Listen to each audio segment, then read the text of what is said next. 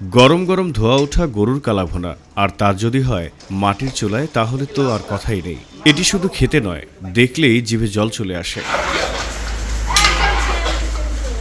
গরম ভাতের সাথে বড় আকারে ৮ পিস গরুর মাংস, আলু ভর্তা, করলা ভাজি, সরিষার তেলে মাখানো সালাদ আর হাতের তৈরি দই। এই প্যাকেজেই নাম করেছে গাজীপুরের বিখ্যাত বিসমিল্লাহ হোটেল।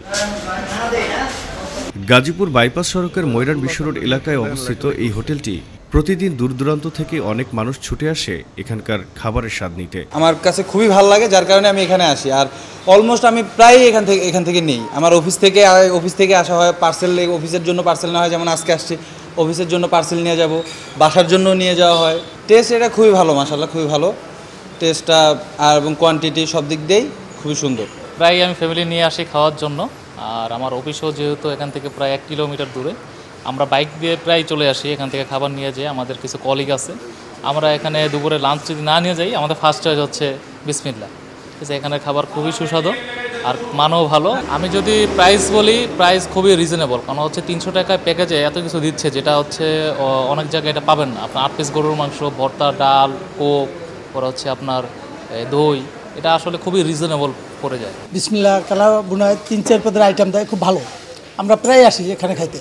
মোটামুটি আইটেমের ভালো। 8 পিস গোস্ত দেয়, 320 টাকা প্যাকেজ নেয়।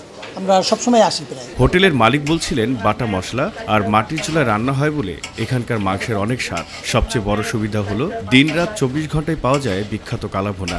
আমরা স্বাদ মতো চেষ্টা করি মাংসের স্বাদ রাজা, গরুর মাংস যে স্বাদ রাত, এই স্বাদ রাজাতে মানুষ খাইয়ে পায়।